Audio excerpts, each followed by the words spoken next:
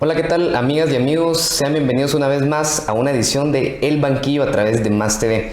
Y en esta ocasión nos encontramos contentos porque el día de hoy nos acompaña una de las 30 diputadas del Congreso de la República y también me acompaña mi compañera Isa. Isa, bienvenida, ¿qué tal estás? Muy bien, gracias, Brian.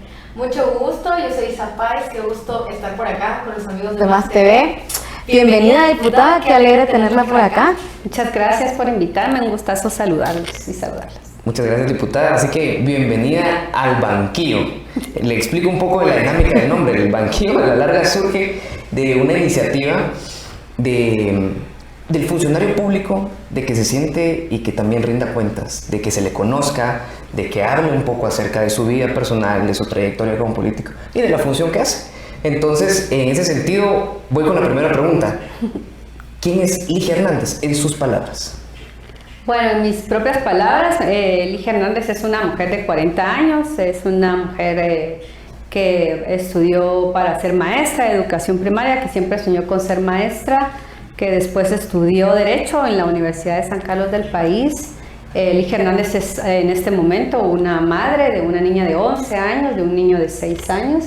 Soy madre soltera y además estoy dejando recientemente el espacio de la Secretaría General Adjunta en el partido político Movimiento Semilla. Además de eso, soy una cocinera. Okay. Soy una fan de la lectura y me gusta mucho la música. No toco ningún instrumento, pero me gusta mucho el rock y sé mucho de rock. Y pues bueno, encantada con mi labor, ¿verdad? Muy compleja, pero muy contenta de lo que estoy haciendo. Perfecto, muchas gracias. Uy, chica, qué alegre. A ver, cuéntenos cuáles son sus gustos musicales en el rock, así, cuáles son sus bandas favoritas. Bueno, de repente soy un poco más clásica, me gusta mucho los Rolling Stones, Queen, me gusta el rock indie que surge a partir de los 2000, bandas de Britpop. Ahí, más o menos. Bueno, y también nos contó que le gusta leer, ¿no? O sea, es algo muy curioso porque en Guatemala la gente no lee mucho, pero cuéntenos, ¿qué es lo que más le gusta leer? O sea, porque cada persona tiene un ámbito distinto de la literatura que le apasiona, ¿verdad? Sí, de repente me gusta leer algunas novelas, me gusta leer historia, me gusta leer política y en este momento estoy leyendo historia de la economía guatemalteca. Excelente, perfecto. Así que interesante el tema de la historia porque dijo, hablando de política, del padre de la política, Nicolás Maquiavelo, que quien quería saber qué iba a pasar, que primero observara lo que ya había pasado, porque la historia es cíclica, ¿verdad? Claro. Entonces, en ese sentido, diputada, conociéndola un poco, ¿en qué momento decide participar en política? ¿Por qué participar en política? Bueno, esa es una muy buena pregunta. Yo trabajaba en el año 2016 y 2017, estuve trabajando en el Ministerio de Comunicaciones y a partir de digamos, debilitamiento institucional a causa de la corrupción que hay durante el gobierno de Jimmy Morales, yo me veo obligada a renunciar y yo necesitaba un trabajo. En ese momento a mí me dan la oportunidad de poder trabajar la construcción legal, digamos, del partido Movimiento Semilla. En ese momento era un comité para la constitución de Movimiento Semilla y había un reto en un muy corto tiempo de construirlo como partido político. Entonces me ofrecen trabajar ganando muy poco, pero yo necesitaba el trabajo, entonces digo yo, bueno, es algo que yo ya había aprendido porque yo anteriormente, entre el 2012 y 2015, fui asesora de una bancada en el Congreso de la República y aparte de la asesoría en el Congreso, también conozco mucho de la dinámica de los partidos políticos, entonces es así que yo veo que tengo la capacidad y todas las solvencias para poder intentar construir Semilla, digamos, y transicionarla desde el Comité para la Constitución hasta convertirla en partido político. Entonces entro a Semilla y es la pura base, gente comprometida con los cambios en sus municipios, en sus departamentos y un amplio grupo de jóvenes, universitarios y gente muy inteligente y con muchas perspectivas de lo que debiese ser el país.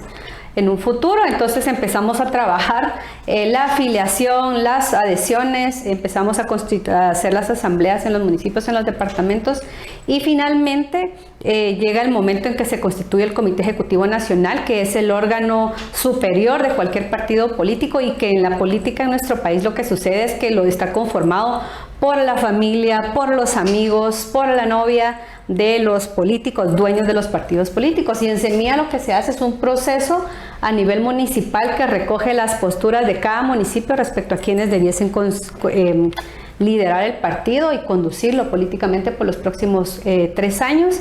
Entonces es ahí que pasa, digamos, doy el paso más grande en la política hasta ese momento en mi vida, y la gente pide que yo sea secretaria general adjunta 1. En ese momento, pues había muy pocas mujeres secretarias generales, y la mayoría de ellas de partidos gigantescos con grandísimo financiamiento, y la mayoría privado, ¿verdad? No público. Entonces es para mí un reto estar a la cabeza de Semilla junto con mi compañero y colega Samuel Pérez Álvarez. Y pues empezamos a trabajar ahí en política. A los meses teníamos la convocatoria de asambleas, a las semanas realmente. Entonces se crea un perfil, el Comité Ejecutivo Nacional hace todas las gestiones para que los que vayamos a participar tengan un perfil y tengan, se hace con base a criterios, digamos. Entonces yo veo que cumplo la mayoría de los criterios y digo, bueno, voy a participar, ¿verdad? En ese momento doy todos mis documentos, entro todo un proceso para definir los espacios en el departamento de Guatemala, porque yo vivo en el departamento de Guatemala, yo vivo en Villanueva, anteriormente viví 15 años en San Miguel Petapa y conozco, digamos, la realidad de los municipios del departamento. Entonces soy postulada, soy electa para liderar el listado del departamento de Guatemala, y a partir de ahí entro a trabajar campaña electoral. Muy duro, en unas condiciones sumamente desiguales, sin plata, con un carro, con un par de llantas, ¿verdad? Que me sirvieron para salir en toda la campaña adelante.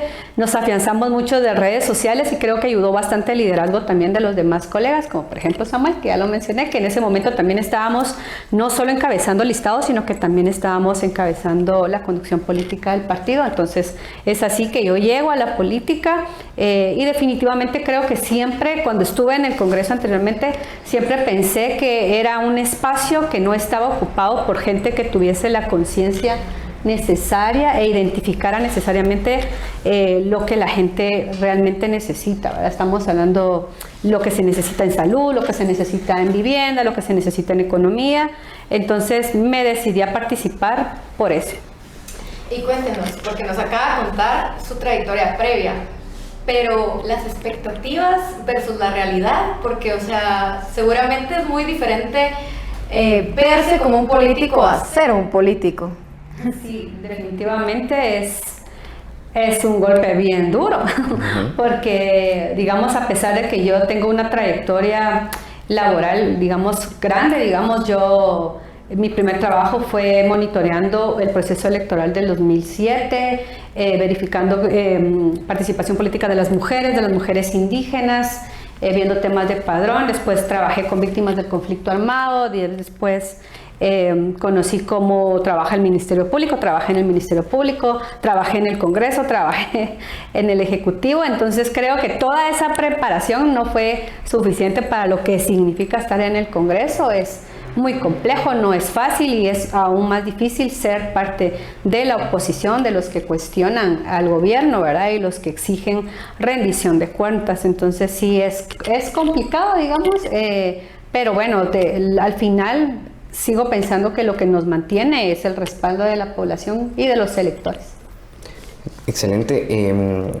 Hemos hecho una pregunta que ha sido una anécdota de campaña, porque yo creo que Semilla, todos nos dimos cuenta de que fue un partido que se constituyó paso a paso y que todos fuimos viendo como que la construcción. Pero en ese sentido, por ejemplo, han mencionado que alguna de anécdotas fue que alguien les pedía, mire, pero usted me va a dar bolsa solidaria. Sí. Entonces, ¿qué anécdota de campaña la marcaría usted y considera que el público allá se podría identificar con? Sí, digamos, para las mujeres que me están viendo, para mí lo más duro fue, digamos, enfrentarme al machismo, ¿verdad? Usted no debería estar en política, usted y su marido debería estar cuidando a sus hijos, las mujeres no saben de política, las mujeres solo tienen que manejar tienen que estar en su casa. Entonces creo que esa fue la parte más difícil, no tener un empleo, digamos, que me apoyara a soportar la campaña, también fue complicado. Te ves en medio de muchas limitaciones, te ves en medio de mucho acoso, ¿verdad? La gente no va para escuchar el mensaje que tú les llevas, sino que la gente va porque piensan que les vas a dar algo. Si no llevas algo, si no anuncias que llevas algo, la gente no llega a escucharte. Entonces eso para mí creo que es lo más difícil, las condiciones desiguales en las que participamos, porque algunos tenían tapizados, por ejemplo, los municipios de vallas y de carteles y de mantas, y nosotros íbamos con un par de banderas en nuestros propios carros, ¿verdad? Entregando nuestros propios volantes. Y también me marcó mucho que, por ejemplo, pasábamos por un parque y de regreso encontraba mis volantes tirados y yo los levantaba y los limpiaba porque no tenía muchos, ¿verdad? Entonces tenía que volverlos a dar, y si me los arrugaban y me los tiraban en la cara, con toda la dignidad los recogía, los planchaba y lo volvía a entregar. Entonces creo que eso sí me marcó bastante. Muchas gracias. Totalmente. Y bueno, acaba de tocar un tema sumamente importante, la desigualdad Igualdad de género. ¿Cómo se siente ahora que usted no solo es diputada, que representa a las mujeres de Guatemala, pero también actualmente es jefa de bloque, ¿no? Del bloque legislativo de Semilla? ¿Cómo me siento respecto a la desigualdad de género? Me siento, pues en este momento, empoderada, porque es el espacio en donde uno puede hacer muchas propuestas y respaldar las que ya se han hecho, rebuscar las que fueron planteadas y fueron engavetadas. Pero es complejo porque estamos hablando de un congreso en el que hay 160 diputados, 30 diputadas, y finalmente de las 30 diputadas habemos y muchos 5 hablando de estos temas, ¿verdad? De la necesidad de la paridad, de la participación política de las mujeres. Somos las únicas que hablamos de, por ejemplo, de salud sexual y reproductiva. Entonces es complejo, ¿verdad? Cuando yo les digo que estar en la función es distinto a lo que uno se imagina, pues de repente sí es por esas brechas tan grandes que hay, ¿verdad? Y creo que el Congreso es, en definitiva, la expresión de lo que sucede en el país. Pienso que ahorita, digamos, hay más mujeres empoderadas, hay mucho trabajo de las organizaciones sociales en los municipios, en algunas universidades, pero creo que todavía nos toca un camino muy largo por recorrer para realmente tener a muchas más mujeres empoderadas, no solo en los espacios de las listas, ¿no? Para participar, a ser diputadas, sino también para integrar los partidos políticos. Hasta ahora podríamos decir que habrá una alta cantidad de partidos políticos con mujeres incluidas, ¿verdad? Pero realmente lo importante de estar en un partido político y de estar en la conducción política de los partidos políticos no es solo tener mujeres para que en la foto se vea que es un partido con inclusión de las mujeres, sino que las mujeres necesitamos estar en esos espacios tomando decisiones, ¿verdad? ¿Cómo lograr eso en los partidos políticos? ¿Cómo fomentar esa cultura de abrir los espacios a mujeres?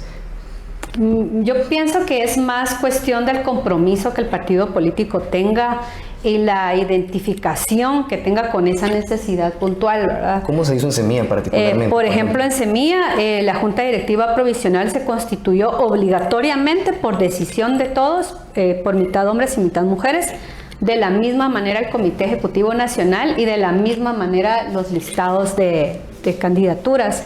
Entonces, de esa cuenta, digamos, en el caso del Departamento de Guatemala, mi perfil ocupó la casilla 1, después había un hombre, después había una mujer, y así sucedió en todos los listados. Pero al final, algo bien importante que los que nos están viendo tienen que saber es que todo esto es por decisión política, es por voluntad política. El hecho de que haya jóvenes, de que haya adultos, de que haya mujeres, es decisión política, ¿verdad? Entonces es importante que haya mujeres, porque mientras haya mujeres vamos a empezar a incidir en que no solo los listados, sino también los comités ejecutivos de cada partido político estén integrados por mujeres. Bueno, y hablando de lo que ha hecho en el legislativo, cuéntenos sobre las leyes que está legislando? Porque yo sé que ahorita hay una ley que está promoviendo, que es la ley Angelina, ¿correcto? Sí, bueno, miren, como bancada hemos hecho muchísimas más propuestas. Si quieren les explico cómo trabajamos como bancada para que nos puedan comprender. Nosotros fuimos electos 7 diputados, y nos hemos dividido cada uno de los temas más relevantes de esa cuenta. Yo tengo prácticamente a mi cargo la agenda social. Digamos que no solo tiene que ver con presentar iniciativas, sino que también tiene que ver con fiscalizar, con acompañar, con intermediar. Y yo desde el 2020 integro 4 comisiones, que es la Comisión de Migrantes, la de Pueblos Indígenas, la de la Mujer y la de la Niñez y Adolescencia, que en el Congreso se llama del Menor y la Familia.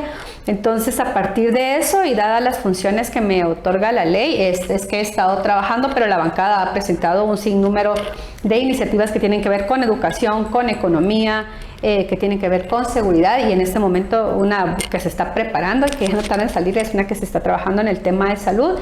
Yo específicamente he tratado de legislar a favor de los migrantes, a favor de la niñez, a favor de las mujeres, y en este momento estoy cabildeando una iniciativa de ley que nosotros hemos denominado Ley Angelina, que es la que tú mencionas. Y esta ley es bien importante que todos sepan de qué se trata esta iniciativa, porque es ley hasta que la aprueba el Congreso.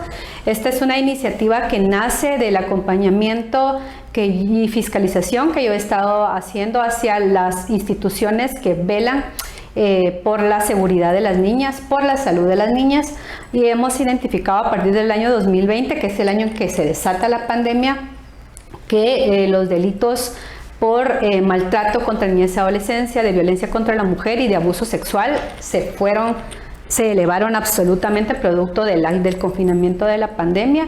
Entonces, a partir de ese momento empezamos a identificar, dadas las estadísticas de Gobernación, del Ministerio de Salud y del Ministerio Público, que la violencia sexual en las niñas ha crecido muchísimo y se ha elevado de una manera en la que creo que la población todavía no está consciente de lo grave que es.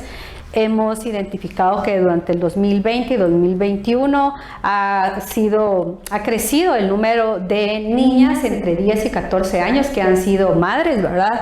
Una niña entre 10 y 14 años no es madre producto de la voluntad, es madre porque ha sido abusada sexualmente, y ha sido abusada sexualmente, algo que identificamos con el trabajo de fiscalización, no solo en sus casas, ¿verdad? Y en sus casas, que pareciera ser el entorno más seguro, resulta que es el más agresivo hacia las niñas y atenta hacia la seguridad de ellas, sino también hemos identificado que han sido abusadas en las escuelas públicas.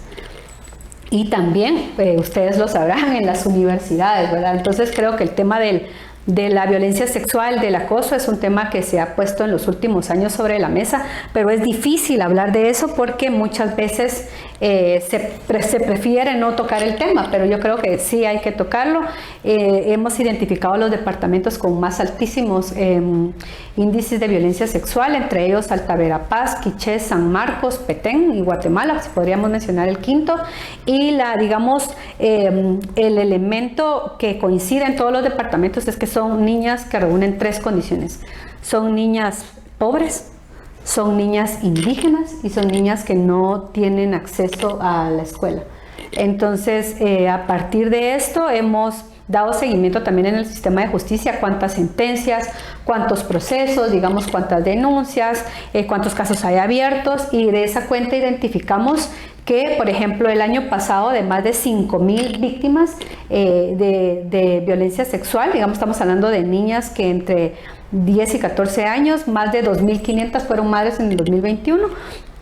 De toda esa cantidad de casos no coincide con los casos que están siendo denunciados en el Ministerio Público, y menos coincide con los casos que están siendo tramitados en el sistema de justicia.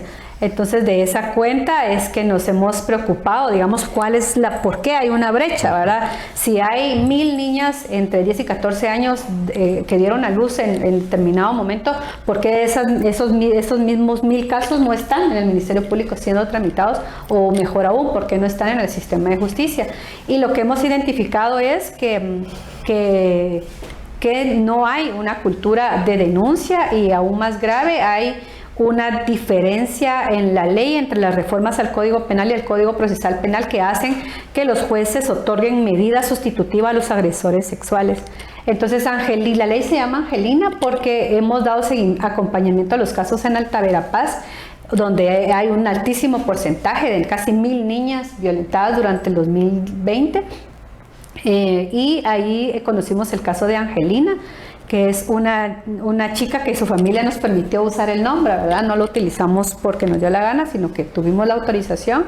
Y Angelina fue abusada durante mucho tiempo por el capataz de la finca donde trabaja. Ella vive en una aldea de Cobán, a 2 horas del centro de Cobán, y ella fue abusada hasta que resulta embarazada. Antes del embarazo ella había sido sometida a un montón de abortos por parte del agresor sexual, que era el capataz de la finca.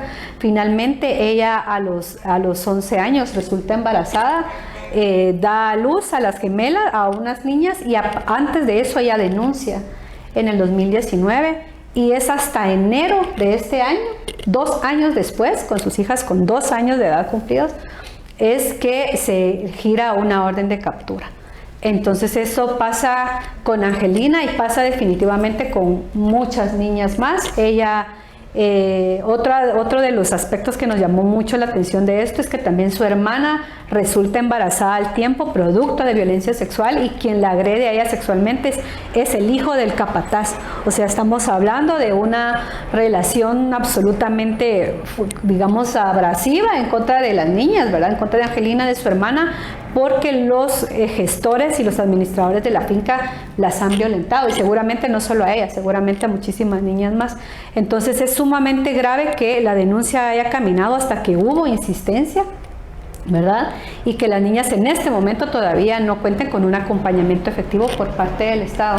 Entonces por eso se llama la ley Angelina de esa manera, en honor a Angelina y a las miles de niñas que han sido abusadas sexualmente. Lo que queremos es que no haya medida sustitutiva para el agresor sexual, porque si algo está científicamente comprobado es que el agresor sexual sigue agrediendo no solo a su víctima, sino a las demás que encuentren condiciones similares a las que ha agredido. Entonces, de eso se trata la ley Angelina, de modificar un artículo del Código Procesal Penal en el que no se le permita al juez otorgar medida sustitutiva cuando la víctima fuera menor de 14 años y cuando producto de la agresión sexual ella resulte embarazada.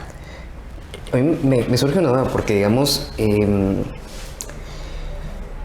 puede haber una postura en la que digan, bueno, desde un punto de vista de un derecho garantista, también es un derecho, por ejemplo, para la otra persona mientras se averigua. O sea, no estoy desvirtuándolo, sino que el tema de cómo podrían manejar ese discurso, digamos, de no tener como que una garantía, una medida sustitutiva mientras se realiza el debate, el juicio, por ejemplo. Entonces, ¿cómo se debería de abordar esto?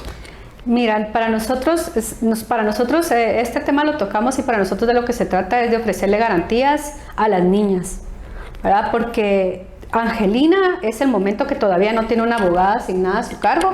El agresor sí tenía el acompañamiento de la defensa pública penal, ¿verdad? Entonces yo creo que también el delito es sumamente grave. Estás hablando de niñas que tienen la edad de mi hija, que están embarazadas y que incluso están muriendo, porque digamos el registro que tenemos de la cantidad de niñas que dan a luz es el registro del Ministerio de Salud, pero hay un alto porcentaje de niñas en lo que se denomina subregistro que no van a los servicios de salud a dar a luz, ¿verdad? Entonces yo entiendo perfectamente lo que dices, pero en este momento, en un país como Guatemala, con un sistema de justicia tan frágil, quebrado, y tan roto, yo creo que es momento de ponernos a pensar en las niñas que están sufriendo no golpes, sino violencia sexual, ¿verdad? Te estoy hablando que los delitos más denunciados hasta abril de este año en el Ministerio Público son violencia contra la mujer, maltrato infantil y de adolescentes y violencia sexual. O sea, el delito sí es grave. Tener a más de 2.500 niñas violadas al año hace que prácticamente tengas un aproximado de 125 niñas violadas casi que cada 15 días, ¿verdad? Y de las 125 resulta que 75 son niñas entre 10 y 14 años. Entonces, estamos de acuerdo con que debe de existir una garantía, pero eso te lo tiene que otorgar el Estado a través de un proceso más efectivo en todo caso, ¿verdad? Pero es un reto para el sistema de justicia. Diputada, veía en la plática de sobremesa los datos de la OSAR, que vi que los traía por ahí, y sí, es una aberración la cantidad de embarazos de menores de edad que se ven. Pero digamos, o sea, en Guatemala yo creo que hemos ido a un punto en el que las circunstancias nos han permitido legislar reactivamente. Sí. O sea, es a manera de reacción. ¿Cómo podemos entonces trabajar también y cómo legislar a manera de prevención de llegar a esto? Sí, para nosotros como Bancada Semilla lo hemos dicho en determinados espacios que para nosotros debe de apostársele a la prevención, digamos, a través de la educación integral en sexualidad. Somos de los pocos países a nivel latinoamericano que no ha legislado a favor de esto, y eso hace que tengamos estos altísimos índices de violencia, digamos, no solo en niñas, sino también en niñas entre 10 y 14 años, sino entre adolescentes entre 14 y 18 años. Tú mencionabas lo de la violencia sexual en menores de edad, pero lo grave de esto es que estamos hablando en no menores de 18, sino de niñas entre 10 y 14 años. Entonces, para nosotros sí es importante apostar a la prevención a través de la educación integral en sexualidad. Creemos que eso es fundamental. Es un tema al que la mayoría de gente de este país conservador pues se tapa los oídos, no lo quieren ni abordar ni siquiera en el Ministerio de Educación.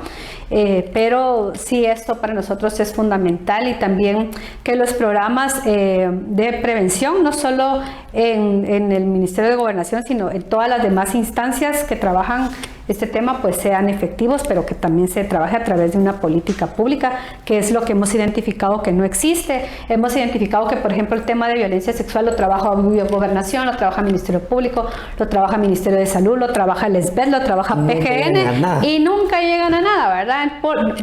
Al final creo que sí llegan, digamos, a coordinarse, pero la política pública es tan débil a favor de la niñez en el país, no solo de la niña, sino de la niñez en general, que creo que no tiene efectividad, ¿verdad? No son acciones concretas que podamos identificar, digamos, la diferencia de la niñez entre el 2020 y en el 2021 es que no están desnutridos en determinadas áreas, o que la violencia sexual disminuyó porque el sistema de justicia está funcionando. O sea, es parte de todo una debilidad estructural, ¿verdad? No solo del sistema de justicia, sino también del sistema de salud y todo lo demás. Gracias. No, totalmente. Y no No es algo que pase solamente en la ciudad de Guatemala, sino que pasa en todos los departamentos de Guatemala. Entonces es sumamente preocupante. Entonces cuéntenos cómo va esta iniciativa de ley, cómo va el proceso, porque sabemos que ya la anunció, pero no sabemos más. Queremos saber más sobre esta iniciativa. Sí, miren, la iniciativa la presentamos hace pocas semanas. Contó con el respaldo de algunas diputadas y diputados del Congreso. En este momento lo que queremos es posicionar la iniciativa, que hayan foros, que la gente empiece a preguntar qué es la ley Angelina, y que empiece a ver la necesidad de una iniciativa de esta naturaleza. Es una iniciativa que no necesita ningún tipo de presupuesto ni de modificación. Es una iniciativa loable, digamos, y en este momento lo que yo pienso hacer es que ya estoy haciendo es hablando con las diputadas distritales, sobre todo las diputadas que fueron electas en los departamentos en donde hay mayor índice de violencia sexual. Estamos hablando de las diputadas de Huehuetenango, las diputadas de Altavera Paz, las diputadas de Petén, de Escuintla, de Xochitepeques. La verdad, la violencia sexual es una constante en todos los departamentos del país, en los municipios. Hay municipios identificados como los más violentos y los más duros, digamos, los que son más difíciles para vivir en el caso de las niñas y las adolescentes. Estamos cabildeando esto. También OSAR, que es la institución que nos acompañó, ellos también lo están cabildeando por su cuenta, y sería pues ideal que pudiese pasar. Sabemos que ahorita en el receso legislativo pues es la oportunidad ideal para cabildearlo, porque nosotros volvemos en agosto ya a los periodos, al periodo ordinario, que es donde prácticamente todo lo que se debate y se discute es presupuesto. Entonces, pues nos gustaría mucho tener el respaldo de las diputadas, que las propias diputadas se puedan apropiar de la iniciativa, ¿verdad? Y nosotros pues únicamente ser los gestores y los que ponen la iniciativa para que sea valorada y posteriormente avalada por el Congreso. Digamos, el papel del cabildeo con las 30 mujeres, creo que es una parte de lo que me dijo que está trabajando. La pregunta acá es, también hay 130 hombres diputados del otro lado. ¿Cómo sería la manera de abordarlos o, digamos, de sumarlos a su iniciativa? Bueno, también he hablado con algunos de ellos. La verdad que es un tema muy sensible y uno entra por las estadísticas, ¿verdad? Entonces creo que eso es como un golpe a la entrada, ¿verdad? Para ellos. Entonces ellos lo que dicen es, miren, la vamos a revisar, lo vamos a ver. Pero el apoyo de las mujeres de las bancadas es muy valioso porque ellos también pueden apoyar hacia adentro de sus bancadas. Nosotros, a pesar del ejercicio de oposición que tenemos en el Congreso, pues tenemos una relación muy educada, tal vez no afectuosa, pero sí educada, de acercamiento muy serio con los diputados. Entonces estamos en ese proceso. Al final, la iniciativa, Angelina, es una prioridad de repente para mí, para otra diputada más, pero lo que queremos es que los diputados también identifiquen así de prioritario el presupuesto, así de prioritario todo lo demás, identifiquen como prioridad la iniciativa. Eso es lo que quisiera. Hoy tenemos una presidenta del Congreso que es mujer. ¿Ha tenido algún acercamiento con ella o ve desde ahí una posibilidad para impulsar su iniciativa? Honestamente, no. No he tenido el acercamiento para impulsar la iniciativa. Yo creo que en este momento para mí es más factible trabajarlo a través de las diputadas, incluso diputadas de su propia bancada. Yo creo sinceramente que ella tiene pues un objetivo, ¿no? Al estar al mando del Congreso de la República como presidenta del Congreso, y pues es prácticamente para nosotros de la bancada Semilla impulsar la agenda del Ejecutivo. Y esas prioridades son distintas a las prioridades que podemos tener, digamos, nosotros que estamos en el otro lado, ¿verdad? En el día a día, en el contacto directo con la población. Bueno, y hablando del otro lado, ¿qué diferencia has sentido entre ser una diputada de la bancada a ser, pues, jefa de bloque? Porque seguramente hay una gran diferencia. Pues más que una diferencia es de repente en responsabilidades, ¿no? Tenés que estar en todas las reuniones de jefes de bloque, trasladar la agenda a los diputados, pedir las iniciativas, tener la postura oficial de la bancada. Entonces uno prácticamente se desprende de su traje de diputada individual y asumes una responsabilidad a cargo de una bancada como la bancada Semilla, que es una bancada pues que ha trabajado mucho, que viene desde abajo, una bancada pues con mucho criterio, ¿no? Todos los diputados están formados, saben de qué están hablando, saben cómo abordar los temas, y por eso es que no nos acaparamos todos los temas, sino que cada quien trabaja el tema con el que de repente puede aportar más y ser más efectivo y objetivo a la hora de fiscalizar y de entablar acercamiento con la población. Gracias, diputada. Entre los papeles fundamentales de un diputado, pues aparte de legislar, también está el de fiscalizar y el de intermediar. En ese sentido, ¿podría hablarnos de las fiscalizaciones que ha realizado, cuáles le han impactado, para que la audiencia la pueda conocer también de la fiscalización? Claro, mira, nosotros, bueno, sobre todo yo, ¿verdad?, que he trabajado los temas que les mencioné, les podría decir un ejemplo de cada tema. Por ejemplo, en el tema migrantes, es un tema que he trabajado casi que el 60% de la legislatura. He fiscalizado no solo a la institucionalidad que está aquí en la ciudad, digamos, y que de alguna manera son las entidades rectoras, sino que también nos hemos acercado a las fronteras para verificar la recepción de los migrantes retornados. De esa cuenta, pues me conozco todas las fronteras donde entran los migrantes retornados. Es durísimo, de verdad, ver a un migrante retornado. Y les estoy hablando de los que vienen aquí a pocas cuadras, aquí en el centro de recepción de retornados de la zona 13, sino que también les estoy hablando de los que vienen en bus, de los que dejan tirados 5 kilómetros antes de llegar al centro de recepción, de las condiciones precarias en las que vienen. Fuimos al Ceibo, fuimos al Corinto, hemos estado prácticamente en esta crisis de la pandemia fiscalizando la labor de las instituciones que ven por el tema de migrantes.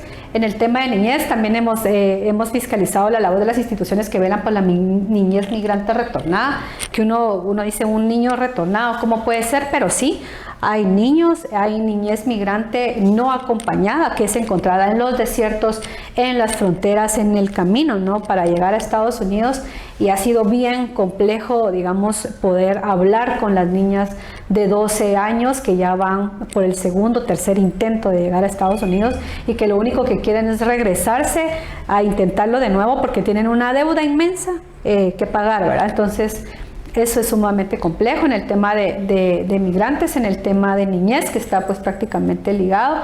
Hemos también fiscalizado en el tema de pueblos indígenas diversos desalojos violentos que se han dado en algunos lugares. Por ejemplo, en Baja Verapaz estamos en este momento también de lleno metidos en un desalojo que se hizo en un lugar que se llama Cuchilla Jalante hace 11 años.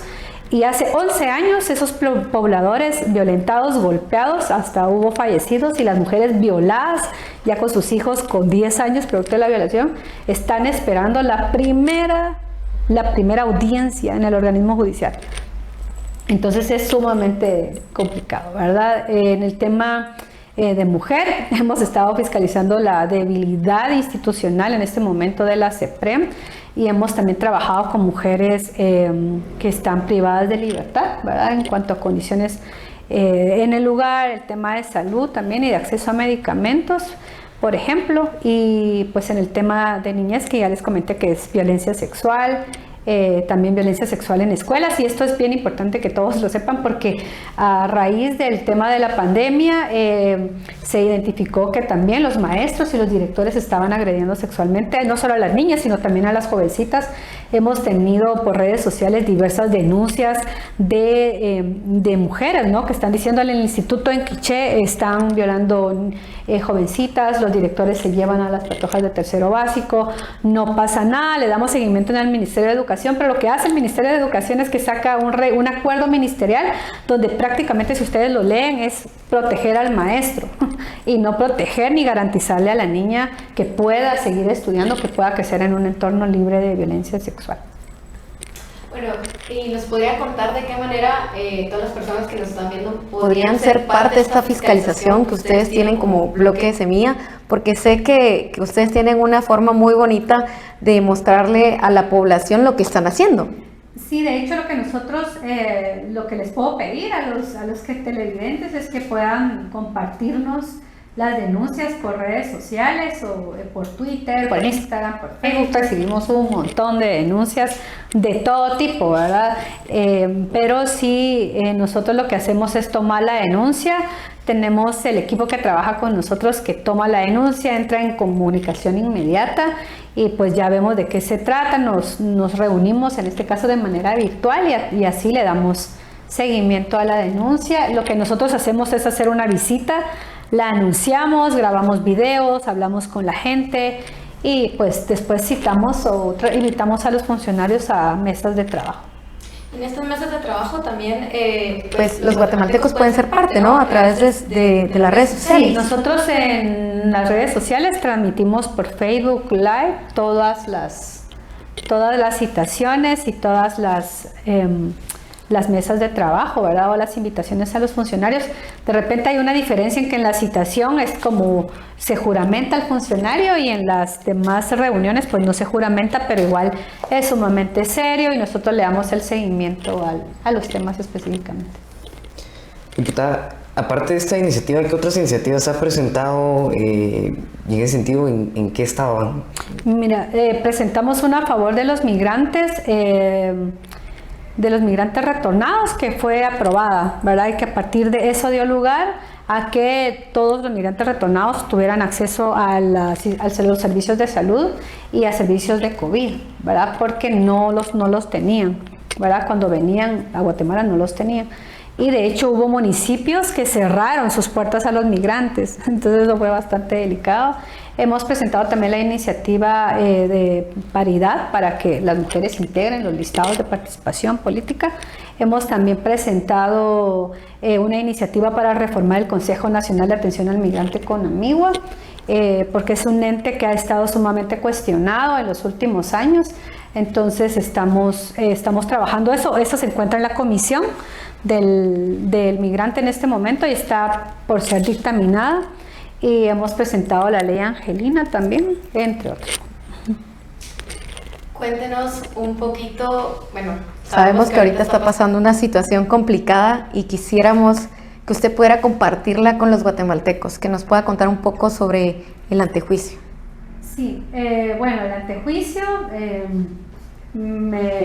Bueno, y si nos podría explicar qué es un antejuicio, porque seguramente hay alguien atrás del televisor que dice qué es el antejuicio, Sí, que es una de las prerrogativas que tienen como diputados. Sí, nosotros como diputados tenemos una prerrogativa que se denomina, de hecho tiene su propia ley que se llama la ley de antejuicio y digamos es como una fase administrativa previa a la fase penal. Entonces yo como jefa de bloque en febrero de este año hicimos una citación a unos funcionarios del Ministerio Público y a partir de esa citación ellos no se presentan aluciendo que nosotros queremos interferir en los casos, pero nosotros lo que queríamos era indagar sobre una política pública de protección a fiscales, porque estábamos viendo que le estaba pasando de todos los fiscales y no había una política clara desde el Ministerio Público. Entonces yo hice la citación, ¿verdad?, con la aprobación de la bancada. Ellos no se presentan y empiezan a trabajar una denuncia que es presentada 2 días después de que toma posesión la actual fiscal general. Entonces el antejuicio en este momento llegó a la Corte Suprema de Justicia. Por ley lo que hace el juez que recibe la denuncia es que la eleva a la Corte y la Corte decide si se tramita o no. La Corte ha decidido nombrar a un juez pesquisidor y me encuentro en este momento pues trabajando la defensa del proceso y pues es lamentable la verdad porque no es un proceso que me vaya a afectar solo a mí, sino le afecta a todos los diputados y diputadas que realizamos labores de fiscalización de manera objetiva, de manera independiente y pues nos encontramos analizando el proceso. Sí ha sido un proceso bien mediático, digamos, porque también se hace en contra de una diputada que ve temas, digamos, muy de agenda social, ¿verdad? Y en contra de una bancada, pues que prácticamente ha sido la oposición objetiva en el Congreso actualmente. ¿En qué momento se encuentra el antejuicio? El antejuicio ahorita fue notificado hace una semana en mi oficina y ya tiene delegado un juez pesquisidor, entonces estoy a la espera de que el juez me mande a solicitar mi primera declaración. Entonces y ahí es donde se decide si da lugar a formación de causa. Él decide, después de entrevistarme a mí, de entrevistar al Ministerio Público, si hay algún delito o algún indicio que dé a conocer que yo pude haber cometido algún delito, y a partir de eso él le recomienda a la Corte retirar el antejuicio. Diputada, ¿por qué citar fiscales? Recuerdo que cuando se dio, como usted dijo, había sido mediático, fue polémico, que nunca se habían visto diputados citando fiscales. ¿Por qué llegan a esa decisión? ¿Por qué la bancada apoya esa decisión también? De hecho, no es la primera vez que los diputados citan fiscales. Los fiscales son citados a diversas comisiones y a diversas bancadas durante el ejercicio legislativo. De hecho, todos los datos que te estoy dando de niñez y de violencia lo dan las propias fiscales encargadas de las fiscalías. Entonces, no es que nosotros hayamos citado a un fiscal porque era la primera vez que se iba a hacer. De hecho, hay un análisis muy serio para poderlo realizar y se citaron específicamente estos funcionarios no para indagar su labor como fiscal, sino porque fue como... eso fue lo que se comunicó, que los querían como que indagar a ellos en su labor de fiscal. No, pero eso no fue. De hecho, nosotros, como somos bien transparentes, lo primero que hicimos fue publicar los oficios, y en los oficios lo que se quería era conocer la función administrativa de los funcionarios, de ellos como funcionarios, no como fiscales, para conocer el trabajo que estaban haciendo para implementar esa política de protección hacia los fiscales y operadores de justicia dentro del Ministerio Público. Entonces eso sí es bien importante que lo dejemos claro. Ellos aducen que se quería interferir en los casos y eso jamás sucedió. Aducen que jamás habían llegado al Congreso y eso es una gran mentira, porque de hecho en la legislatura pasada, de hecho citan a la fiscal general. Yo no cité a la fiscal general, sino a los encargados de ejecutar esa política. Y bueno, también es importante mencionar que esa política no es algo que yo diga que existe está basada en una resolución de la Corte Interamericana del año pasado que precisamente mandata a generar políticas de protección hacia los fiscales y de esa manera garantizar esa división de poderes, ¿no? En la que los funcionarios de un ente investigador responden a otro tipo de intereses. En lo que lleva de funcionaria, de diputada, ¿nos podría contar ¿qué ha sido lo más difícil? Lo más difícil que ha vivido en este tiempo de labor. Lo más difícil es dejar a mis hijos, dedicarle todo el tiempo a esto. Creo que eso ha sido en lo personal lo más difícil. En lo político, de repente sentir que no todas las diputadas de repente respaldan las propuestas que se hacen y que tienen otros intereses. Eso creo que es difícil. Y también es difícil pues estar en un congreso donde hay 130 hombres. Es difícil, es complicado. Diputada, estamos atravesando ya una pandemia, otra ola de pandemia. Digamos, en su fiscalización en temas de COVID, ¿cuáles han sido los aspectos que más le han llamado la atención? Hemos visto temas de vacunas vencidas, préstamos. ¿Han fiscalizado ustedes los préstamos también, las vacunas? Mira, más que fiscalizar los préstamos, lo que hemos estado fiscalizando, digamos, porque los préstamos son de difícil ejecución, digamos, no es que se apruebe un préstamo hoy y mañana lo están ejecutando. No, lo que yo he hecho desde mi labor como diputada del Distrito de Guatemala es fiscalizar el funcionamiento de los centros de salud.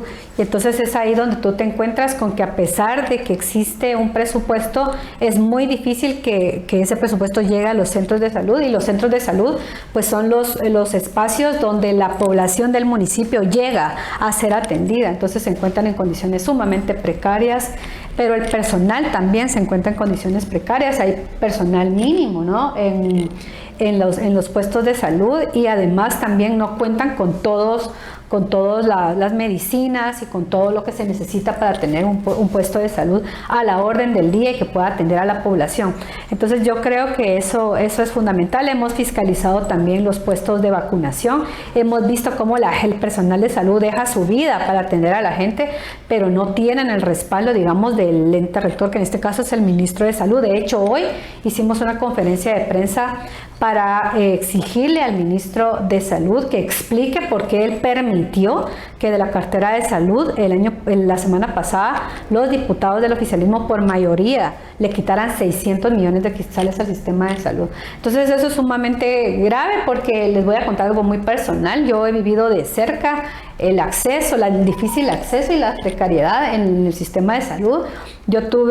Mis papás se accidentaron en el año 2019 de una manera muy grave, casi mueren y fueron a parar al Roosevelt, ¿verdad? Entonces a mí me tocó que rogar primero poder entrar, levantar a mi familia, a mis padres del suelo, poderles quitar la ropa en el suelo, subirlos a una camilla sin ruedas, cargar una camilla y ver a los médicos colapsando en tratar de atender a toda la gente, ¿verdad? Entonces hay una precariedad absoluta. Tengo un hermano, mi hermano pequeño, que fue baleado en un bus al regresar de su trabajo. Fue baleado con 9 personas más. De las 9 murieron 3 y él quedó vivo de milagro.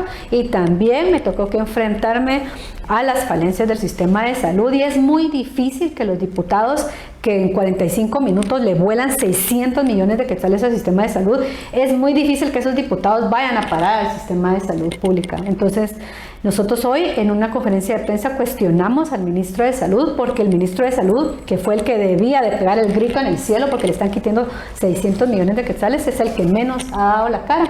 Entonces estamos cuestionando a las autoridades por haber permitido esto, y sobre todo porque se quitan 600 millones de quetzales que no solo van a servir para atender el tema de COVID, sino también para atender el tema de vacunas en niños que no van a tener sus esquemas completos porque no va a haber plata para comprar vacunas, y tampoco va a haber vacunas para las vacunas de las mujeres y de las niñas, ¿verdad? Que son sujetas de la primera vacuna para evitar el cáncer de cervix a partir de los 10 años. Entonces, eso hemos hecho y lo seguimos haciendo, ¿verdad? Fiscalizando no solo presupuestos, sino condiciones, y también nos hemos acercado bastante al personal de salud, quienes prácticamente han mantenido de pie el sistema en esta pandemia. Excelente, diputada. Muchas Bueno, gracias. yo creo que nos vamos a ir a Un pequeño corte, pero ya volvemos.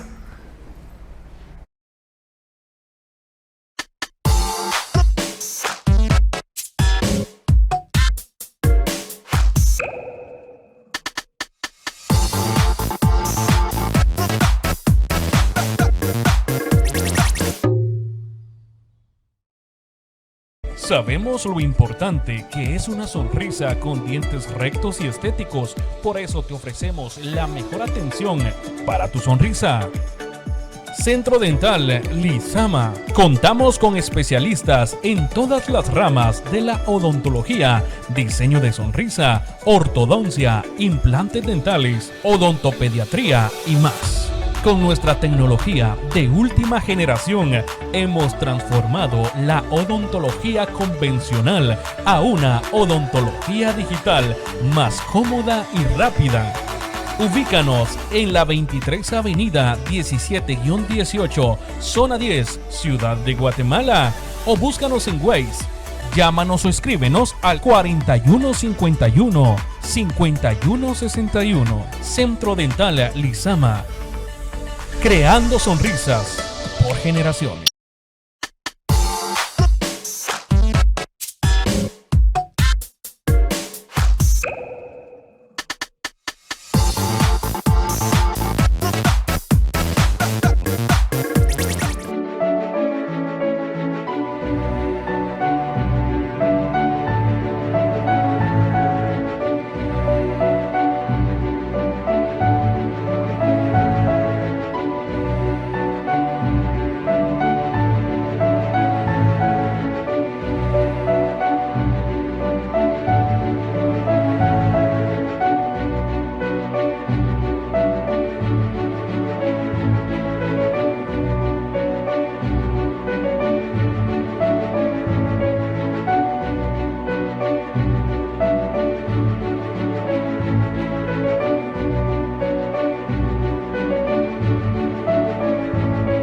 Llegamos a donde nadie más llega.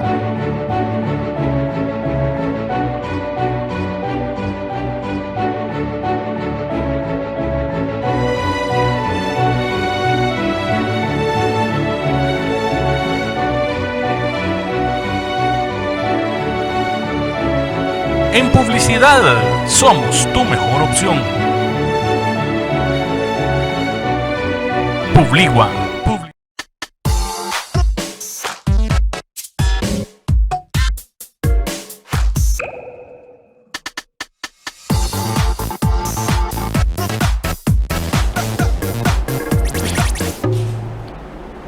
Y estamos de vuelta a través de Más TV en nuestro programa El Banquillo. Y diputada, ¿cómo se ha sentido? ¿No hemos sentido este tiempo? No, no lo hemos sentido. Súper cómoda, gracias por invitar. No, hombre, buenísimo. Pero aparte de funcionario público, pues también detrás de eso hay un humano, hay una madre, hay una mujer, así como otra mujer, otra madre que nos está viendo atrás de la pantalla. Y en ese sentido, dígame, ¿cuál es su pizza favorita? ¿Cuál es la que más le gusta? Mi pizza favorita es la margarita. La margarita, buenísimo. Qué rico. Bueno, yo quiero preguntar algo. Seguramente no todo es fiscalizar en el legislativo. ¿Qué es algo que ha vivido y que tal vez no hubiera podido vivir si no hubiera sido porque llegó a ser diputada?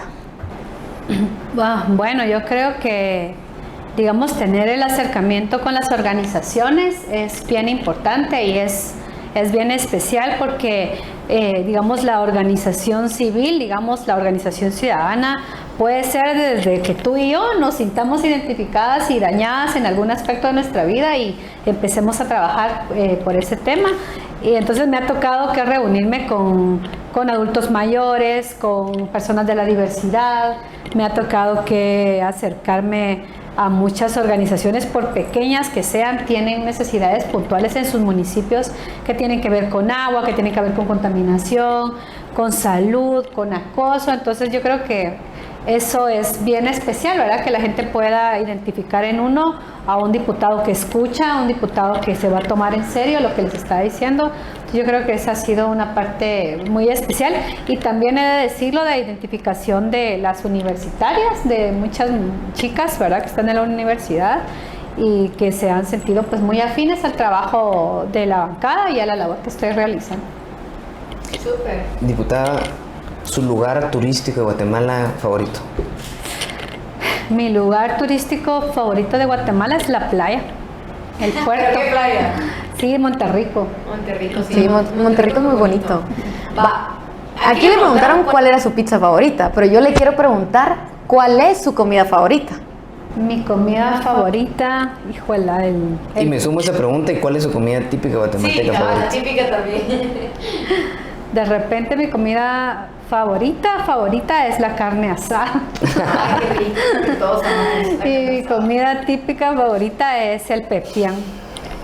El pepián. Excelente, diputada. Y bueno, estamos llegando prácticamente al final de esta entrevista.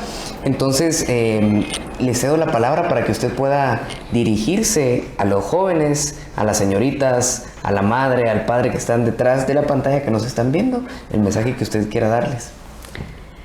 Pues bueno, yo les puedo decir que estamos en un momento crucial para el país. Estamos a un año de tener nuevas autoridades y es importante que todas y todos nos involucremos, que participemos, que alcemos la voz, que denunciemos la corrupción, que no permitamos la impunidad, que no permitamos que la gente que ha abusado siga abusando de los demás en donde ustedes se encuentren. Creo que es bien importante que sepan que nos tenemos que unir, que tenemos que trabajar juntos, que las necesidades de un departamento son las mismas en otro departamento y que es importante que ustedes sepan que habemos diputadas y diputados en el Congreso de la República identificados con esas necesidades y que estamos haciendo nuestro mejor esfuerzo y que de repente no se ve suficiente porque somos muy pocos, pero lo importante acá es pensar que en el próximo Congreso se puede ser mayoría y podemos legislar a favor de las niñas, de los niños, de los adolescentes y de las mujeres de este país, que son quienes no solo presupuestariamente, sino a nivel de políticas públicas estamos abandonados y abandonadas. Diputada, muchas gracias. Pero antes de terminar, vamos a hacer una última dinámica. Entonces esta la vamos a improvisar a usted y nos vamos a improvisar a nosotros. Okay. Entonces vamos a ir diciendo una palabra y usted nos va a responder con lo primero que se le venga a la mente. Pero obviamente si le digo, por ejemplo, Joe Biden, no me va a decir presidente, ¿verdad? Entonces no me va a decir, me va a decir, por ejemplo, que era mejor Trump o mejor que Trump, digamos. Entonces, su primera apreciación, pensamiento que venga. Entonces vamos a decir 10 palabras cada uno. Entonces inicias tú. 10 palabras. Sí. Okay. Yo voy a empezar con algo muy fácil. Congreso, trabajo. Semilla. Liderazgo. Mujer. Batalla. Ejecutivo. Un reto. Gobierno.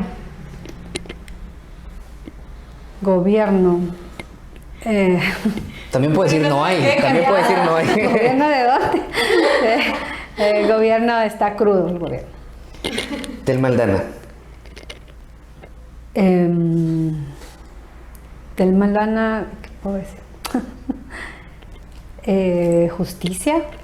Pepián. Familia. Consuelo Porras.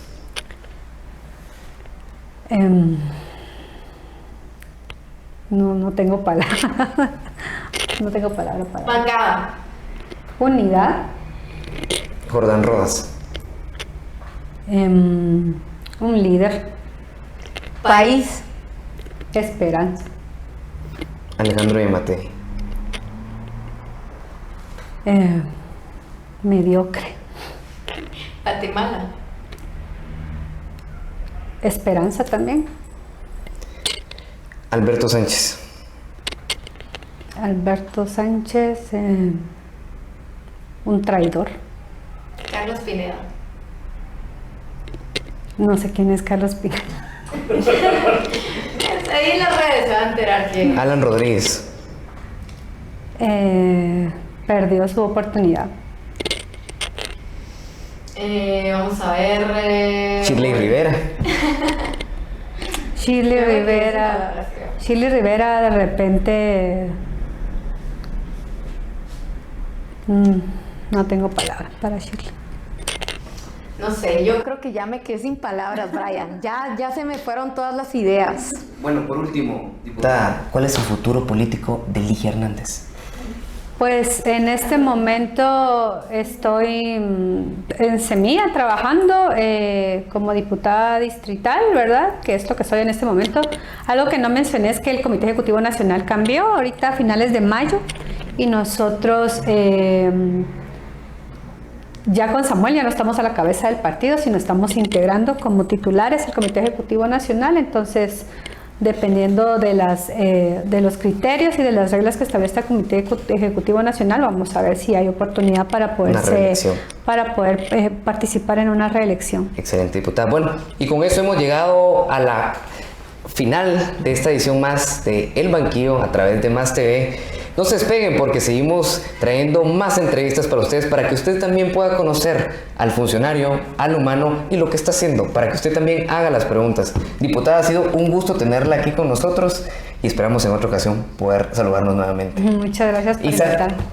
Muchas gracias por sintonizarnos y esperamos que nos sigan viendo porque como dijo mi compañero Brian, hay muchas más entrevistas y nuevamente muchas gracias por aceptar la invitación, diputada. Ya sabe que esta es su casa y que es bienvenida cuando quiera.